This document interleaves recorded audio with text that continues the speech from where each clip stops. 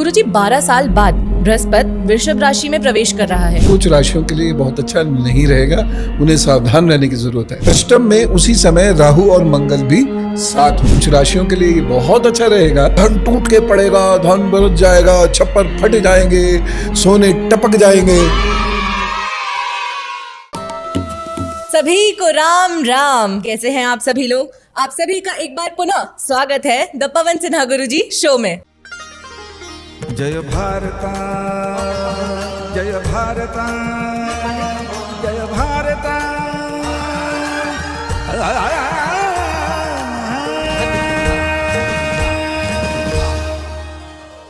इस शो में हम करेंगे भारत की बात उनके साथ जिनका जीवन है देश सेवा को समर्पित। जी हाँ, हमारे साथ उपस्थित डॉक्टर पवन सिन्हा गुरुजी। राम राम गुरुजी, कैसे हैं आप? राम राम, खुश रहो। बहुत अच्छा हूँ और सब लोग खुश होंगे इसकी कामना करता हूँ। गुरुजी, हमने अपनी जनता से एक वादा किया था कि हम इस शो में थोड़ी थोड़ी बातें ज्योतिष की भी करेंगे, क्योंकि भारत की अनेक विद्याओं में से एक बहुत महत्वपूर्ण विद्या है ज्योतिष विद्या।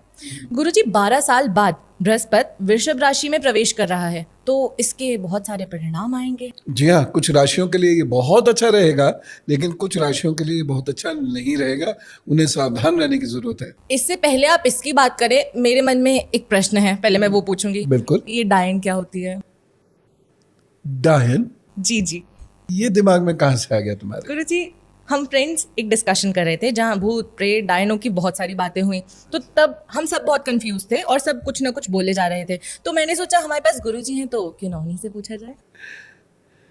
सोशल मीडिया पर भी इधर मैंने देखा कई बार डायन के ऊपर बात हुई, और वैसे भी कई लोग डायन की बात कर रहे हैं। डायन होती है, डायन ऐसी लगती है, डायन वैसे दिखती है, डायन ये करती है, डायन वो खाती है। 21वीं शताब्दी में, जिसे हम विज्ञान का युग कहते हैं, इस प्रकार की बातें करना शोभा नहीं देता। ये पूर्णतया अवैज्ञानिक है और लोगों के, खास तौर से महिलाओं के दिल से, भावनाओं से खेलने वाला कुचक्र है।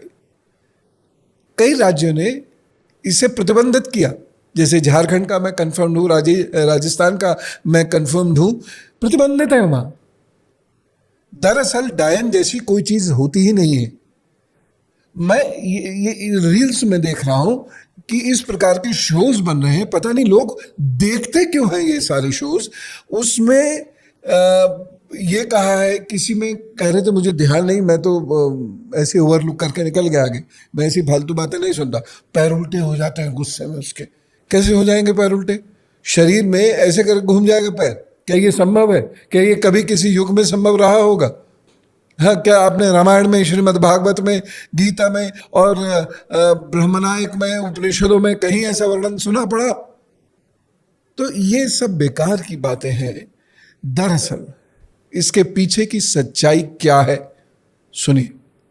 जब किसी स्त्री का जीवन साथी नहीं रहता था, ये पुराने समय की बात बता रहा हूं, उसकी संतान, खासतौर से पुत्र भी नहीं रहता था, तो लोग उस स्त्री की अस्मत को हड़पने के लिए, उसकी संपत्ति को हड़पने के लिए, उसको गांव से निकालने के लिए नाना प्रकार के कुचक्र रचते थे। उन कुचक्र का शिकार वो निरीह स्त्री बन जाती थी। वैसा प्रचारित किया जाता था। कोई ओझा वैसा प्रचारित करता था। ऐसे ओझा बहुत काम के लोग होते थे, लेकिन इस मामले में भी कुछ, क्योंकि पोंगा लोग हर जगह है ना, तो वो लोग ऐसा प्रचारित करते थे और उसको गांव से निकलवा देते थे, और उसके बाद फिर उसके घर पर कब्जा हो जाता था। कहीं कहीं ये बहुत बड़ा षड्यंत्र होता था। तो इस प्रकार से ऐसी स्त्रियों को डायन कहने की प्रथा चल पड़ी। ठीक है, बाकी ये कुछ नहीं होता, कोई ऐसी बुरी बला नहीं है, इसलिए ना इससे डरने की जरूरत है, ना इसका समर्थन करने की जरूरत है। मेरे साथ तो आप बिल्कुल जब जुड़े हैं तो इन सब बातों का विरोध करना सीखिए। और एक बात मैं और पूछता हूं कि इसकी मैस्कुलिन फॉर्म क्या है, पुल्लिंग क्या है डायन का? नहीं है ना? तो क्या सारी ये जो ऐसी लानतें आप स्त्रियों पे भेजेंगे?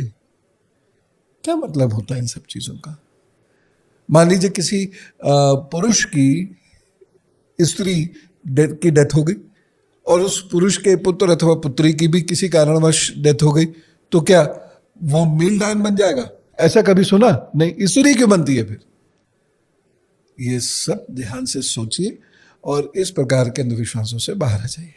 डरने की बिल्कुल जरूरत नहीं है। बहुत बहुत धन्यवाद गुरुजी, आपने ये कन्फ्यूजन तो दूर की ही, पर इससे मेरे दिमाग में एक और थॉट आया कि अब हमें एक पॉडकास्ट उस पर करना चाहिए कि ये वशीकरण, ब्लैक मैजिक, ये सब चीज़ें क्या होती हैं, क्योंकि मैंने देखा है बहुत वीडियोस बन रहे हैं और लोग बहुत खुलकर इन सब चीज़ों के बारे में बात कर रहे हैं और शायद बहुत उल्टी सीधी बातें कर रहे हैं और लोग बहुत आसानी से उनकी बातों पर विश्वास कर लेते हैं। तो एक पॉडकास्ट तो इन सब टॉपिक्स पर भी बनता है। बिल्कुल करेंगे, बिल्कुल करेंगे। अब वापस से ज्योतिष वाले टॉपिक पर हम लौटते हैं। और गुरुजी, कब रहेगा ये गोचर, उसकी डेट क्या होगी? देखिए, एक बहुत महत्वपूर्ण गोचर होने जा रहा है बृहस्पति का, और जैसे कि हमारी प्रख्यात ज्योतिषाचार्य ने अभी आपको सूचना दी कि 12 वर्ष के बाद ये गोचर पुनः वृषभ राशि में होने जा रहा है। तो वृषभ राशि में 1 मई को 14:29 पर कहीं लॉन्गिट्यूड लैटिट्यूड के हिसाब से समय आगे पीछे हो सकता है थोड़ा बहुत, तो बृहस्पति वृषभ राशि में प्रवेश करेगा। अब जब बृहस्पति वृषभ राशि में प्रवेश करेगा तो उस समय उदय लग्न होगी सिंह और चंद्रमा की स्थिति होगी मकर राशि में, जो अच्छे संबंध बृहस्पति से बनाएगा। चंद्रमा से 5वां होगा बृहस्पति। कुल मिला के ठीक है, लेकिन अष्टम में उसी समय राहु और मंगल भी साथ होंगे, जो इस बात को बता रहे हैं कि उसमें बाधाएं रहेंगी, उनका फल आसानी से नहीं मिलेगा। तो हम उपाय कर लेंगे, फल जरूर मिलेगा और अच्छा फल मिलेगा। लेकिन इसके लिए ये जानना जरूरी है कि हमारी जो चंद्र की राशि है या हमारी जो जन्म की राशि है वो किस प्रकार इससे प्रभावित हो रही है। अगर वो अच्छी है तो फिर तो कोई चिंता की बात ही नहीं है, और अगर कहीं कुछ गड़बड़ है तो उपाय कर लीजिएगा। अब देखिएगा, प्रभु जी जरूर कृपा करेंगे। मैं ये तो नहीं कहूँगा धन टूट के पड़ेगा, धन बरस जाएगा, छप्पर फट जाएंगे, सोने टपक जाएंगे। देखिए, ये सब हाइपरबोलिक बातें होती हैं, लेकिन अच्छा और बुरा होता है। तो हमें अपनी भाषा और भावों को सामान्य रखना चाहिए, संभाव लाना चाहिए। ठीक है, तो या लाभ जरूर होगा या हानि जरूर होगी, उसे आप ठीक कर सकते हैं। कृपा ईश्वर की चाहिए। गुरुजी, आपने कहा कि राशियों पर प्रभाव तो पड़ेगा, तो अब आप राशि फल भी बता दीजिए। मेष राशि। मेष राशि की बात करते हैं। मेष राशि के लिए वैसे तो शुभ है ये, और मुझे लगता है मेष राशि वाले लोग उन्नति करेंगे इसमें। धनार्जन के अच्छे स्कोप भी बन रहे हैं। ठीक है, और बाल बाल बचे मेष राशि के लोग, क्योंकि कुल 9 डिग्री पर ही शुक्र अस्त है। ये अगर ज्यादा अस्त हुआ होता तो थोड़ी दिक्कत होती। तो मेष राशि के लिए समय उचित है, लेकिन मेष राशि के लोगों को बहुत संघर्ष करना पड़ेगा, बहुत मेहनत करनी पड़ेगी, रिश्तों को और नौकरी को संभाल के रखना पड़ेगा, तब कहीं जाके उन्हें इसके अच्छे परिणाम मिलेंगे। अब उपाय क्या करना है, फटाफट आप लिख लीजिए। मेष राशि के लोगों को मंगलवार 5 मंगल तक लगातार मंगल की चीजें सुनसान जगह में जमीन में दाब देनी है। क्या? जैसे जरा सा तांबे का टुकड़ा। दूसरी चीज जो उन्हें करना है, तांबे के बर्तन में यदि आप जल लेते हैं तो आप कुछ महीनों के लिए वो जल लेना बंद कर दीजिए। और तीसरी चीज ये है कि यदि संभव हो सके तो थोड़े से गर्म दूध में 1 चुटकी हल्दी डालकर पीने का एक नियम बना लीजिए 1 वर्ष तक। प्रभु जरूर कल्याण करेंगे। गुरुजी, अब वृषभ राशि का हाल भी बता दीजिए। वृषभ राशि के लिए बहुत अच्छा है। वृषभ राशि के लोगों को थोड़ी मेहनत तो करनी पड़ेगी, और एक नेगेटिव चीज ये भी है कि उन पर प्रेशर बढ़ने वाला है। लेकिन वृषभ राशि के लोगों को अगर उन्होंने अपना स्वास्थ्य सीख रखा, बड़ा लाभ होने वाला है। नाम बढ़ेगा, आपकी क्वालिफिकेशन बढ़ेगी और आपका चहुमुखी विकास होगा। और विद्यार्थी थोड़ी सी भी मेहनत अगर करें तो उनको सफलता मिलेगी, आशातीत सफलता मिलेगी। व्यापारियों को, नौकरी पेशा लोगों को मेहनत करने के बड़े बढ़िया परिणाम मिलेंगे, प्रतिष्ठा भी बढ़ेगी। तो आपके लिए समय अच्छा है, इसलिए आप जबरदस्त मेहनत करना शुरू कर दीजिए। और इसके लिए एक छोटा सा उपाय मैं आपको बता रहा हूं। कि जहां भी घर में आपके पूजा रखी हुई हो या जिस भी मंदिर आदि में आप पूजा के लिए जाते हैं, वहां थोड़े से हिस्से की सफाई का एक नियम बना लीजिए। रोज नहीं भी कर सकते हैं आप तो बृहस्पति शुक्र कर लीजिए या केवल बृहस्पति कर लीजिए, लाभ जरूर होगा और अच्छा लाभ होगा। क्या बात है गुरुजी, वृषभ राशि वालों के लिए तो बहुत ही अच्छा समय है। अब जानते हैं मिथुन राशि वालों का क्या हाल रहेगा। क्योंकि 12वां बृहस्पति होगा, इसलिए मिथुन राशि वाले लोगों को थोड़ा सा ध्यान रखना पड़ेगा। मिथुन राशि वाले लोगों के लिए समय उतना अनुकूल नहीं होगा। इस गोचर की वजह से मिथुन राशि के लोगों को थोड़ा अलर्ट रहना पड़ेगा, स्वास्थ्य की तरफ से भी, खासतौर से सिर है, आंख है, नाक है, गला है, या जिनको थायराइड रहता है वो, या जो दाएं बाएं के काम बहुत करते हैं ना, उन लोगों को खासतौर से सावधान रहने की जरूरत है इसमें। अब करें क्या, गाय गुरु मंदिर की सेवा करें, जितना कर सकते हैं करनी चाहिए, जिस तरीके से कर सकते हैं करें, इसी से ही कल्याण होगा। बस कह दिया सो कह दिया। कह दिया सो कह दिया, कल्याण सेवा से ही होगा।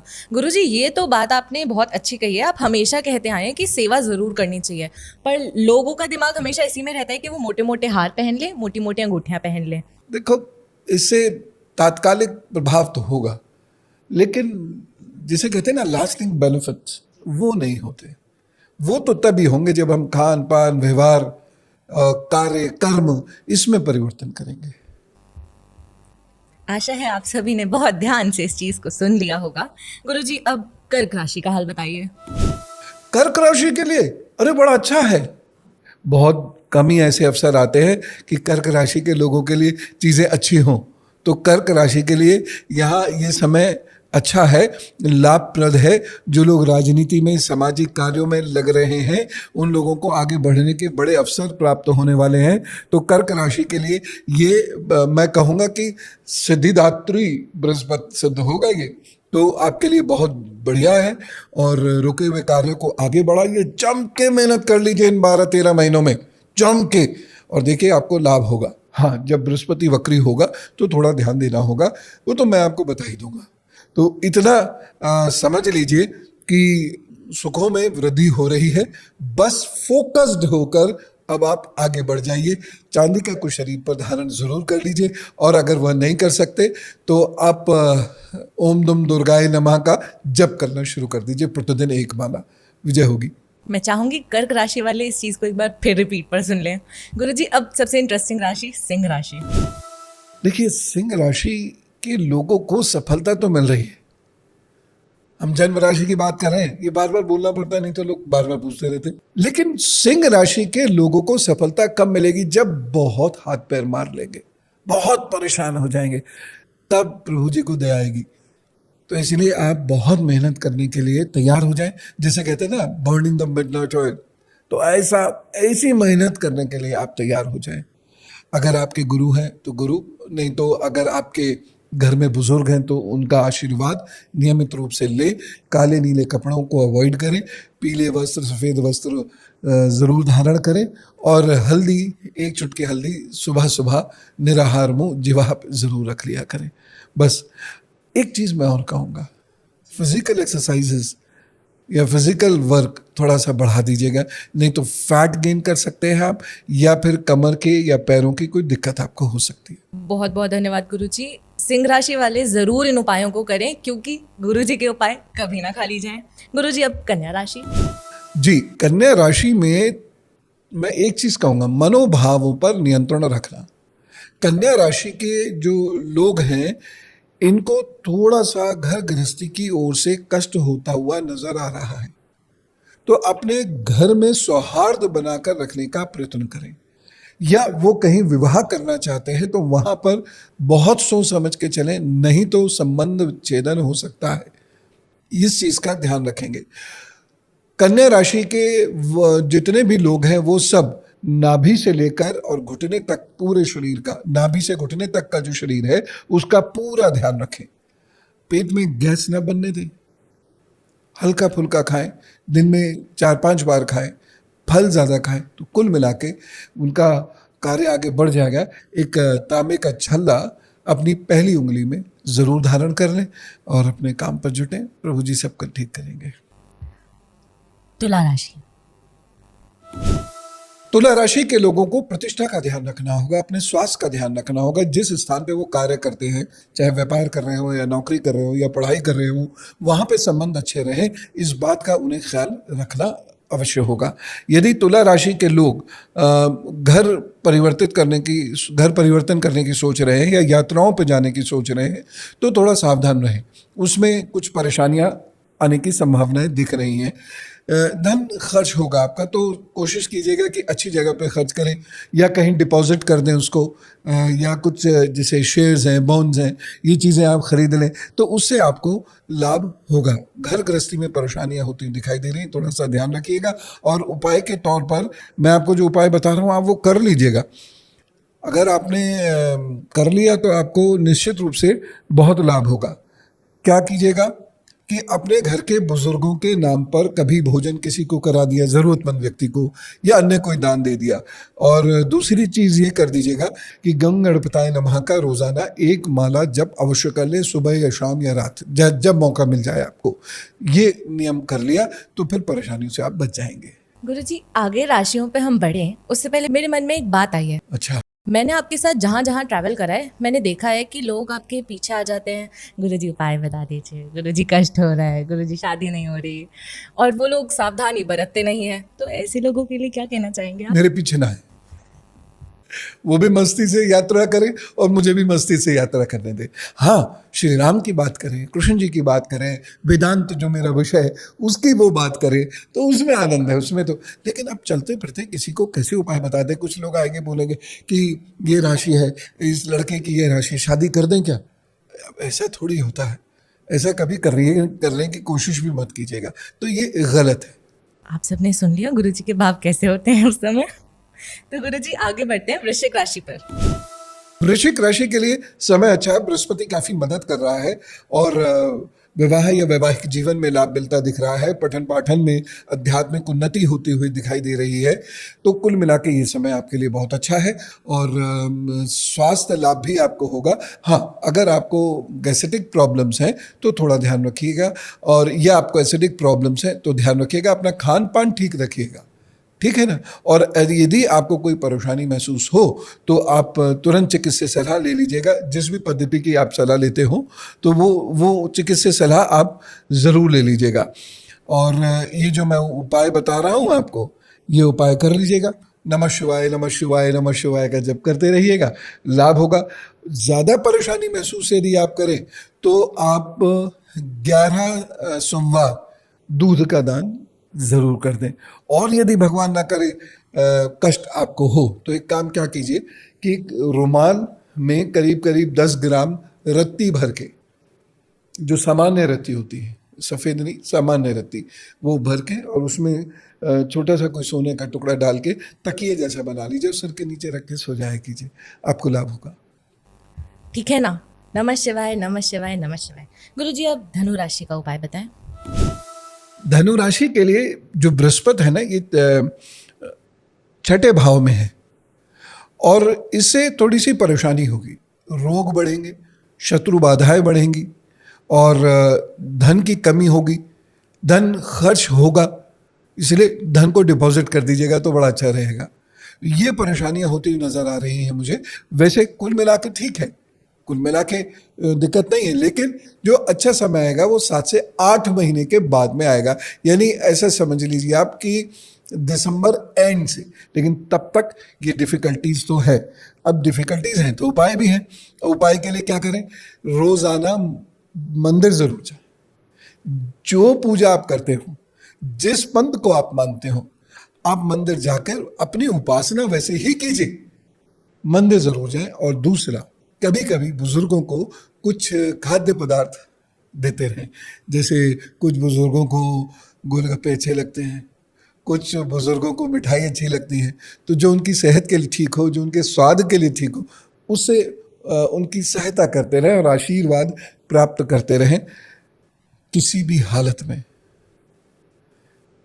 नशे को और मांसाहार को हाथ ना लगा दें, बस, नहीं तो हमारी कोई गारंटी नहीं भाई।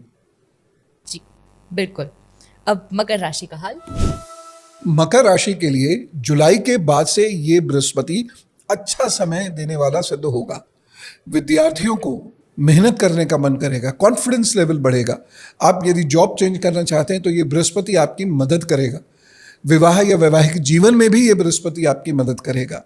और कुछ खास विद्याओं का भी ज्ञान आपको हो सकता है।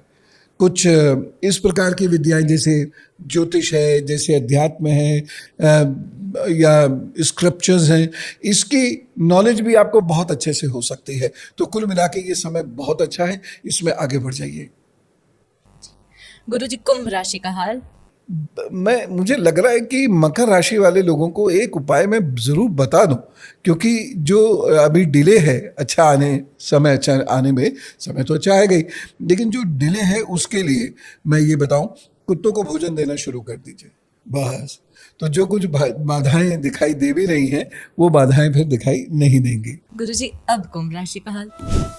कुंभ राशि के लिए ये बृहस्पति रुक रुक के अच्छा समय लाएगा। इतना स्मूथली कुछ नहीं चलेगा, स्पीड ब्रेकर रहेंगे ऐसे, धक्कर धक्कर धक्कर धक्कर, फिर थोड़ी सी स्पीड आई, फिर स्पीड ब्रेकर आएगा, धक्कर धक्कर धक्कर धक्कर। इस तरीके से गाड़ी आपकी चलती रहेगी, लेकिन लाभ होता रहेगा।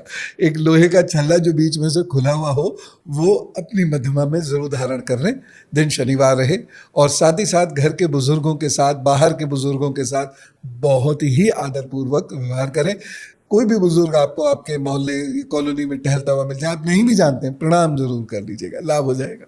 अब अंतिम चरण पर बढ़ते हुए मीन राशि का हाल बताइए गुरुजी। रुके हुए बहुत सारे कार्य ठीक होंगे, आगे बढ़ेंगे, ठीक है, लेकिन दो चीजों की तरफ से मैं आगाह करना चाहता हूं।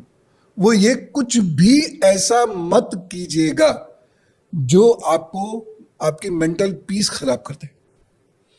क्यों मैं ये क्यों कह रहा हूं? इसलिए कह रहा हूं क्योंकि मीन राशि में मंगल राहु है और तीसरा बृहस्पति है।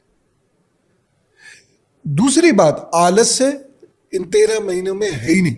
ज्यादा सोना इन 13 महीने में आपके लिए है ही नहीं। ज्यादा ठंडी चीजें खाना है ही नहीं। यात्राएं कीजिए, घूमिए फिरिए, लोगों से मिलिए, नई चीजें सीखिए, आपकी उन्नति हो जाएगी। और वो लोग जो शेयर मार्केट में काम करते हैं, या वो लोग जो चीज़ों को खरीद के रख कर फिर बाद में बेचते हैं, इस प्रकार के कार्य करने वालों को रुक रुक के अच्छा लाभ होगा। इसलिए अपने कार्य को रोके ना, लेकिन बुद्धि का उपयोग करते हुए करें, तो उनको लाभ जरूर होगा। वाणी मधुर रखें।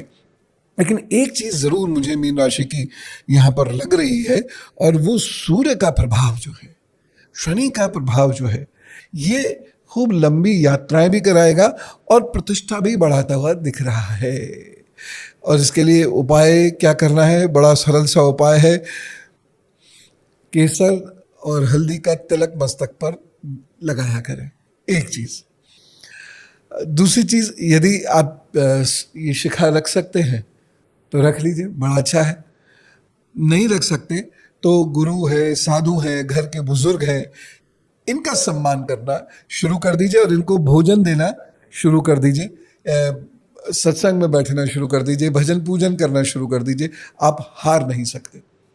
और एक चीज़ खास मैं कहूँगा, क्योंकि हमें राहु और मंगल के प्रभाव को ख़त्म करना है, कम करना है, और बृहस्पति के प्रभाव को बढ़ाना है।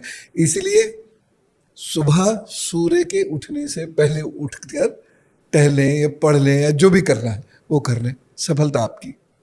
तो जैसा गुरुजी ने आप सभी को बहुत सारे उपाय बताए, तो आप सभी लोग नियमित तौर से इस उपायों को ज़रूर कीजिएगा। गुरुजी, आपका बहुत बहुत धन्यवाद। इससे पहले मैं आपको करूं, मैं आपके लिए कुछ लाई हूँ, और ये सिर्फ मेरी तरफ से नहीं है, ये हमारी पूरी टीम की तरफ से है, क्योंकि आप हम सबको इतना सारा ज्ञान देते हैं, हम सबके लिए इतना सारा टाइम निकालते हैं, सब लोगों की कष्ट हरते हैं, उनकी समस्याओं का हल देते हैं, तो आपके लिए कुछ है।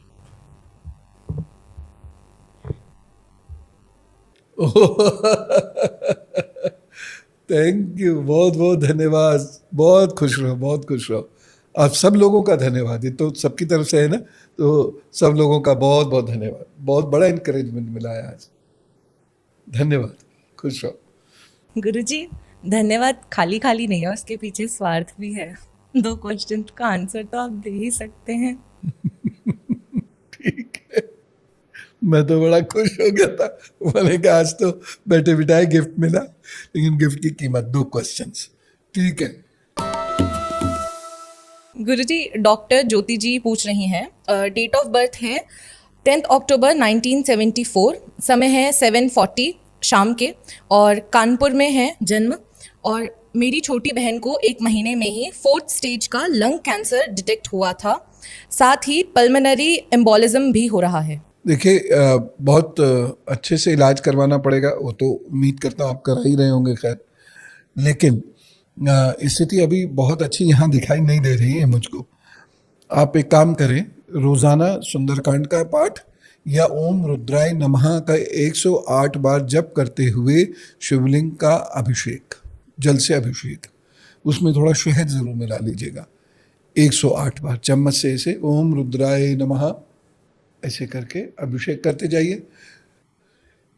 अगर ये खुद करें तो ज़्यादा अच्छा है, नहीं कर सकते तो बच्चे कर सकते हैं, इनके जीवन साथी कर सकते हैं, और वहाँ भी कहीं कोई दिक्कत है तो कोई और भी इनके नाम से संकल्प लेके कर सकता है, पुरोहित जी से आप करा सकते हैं।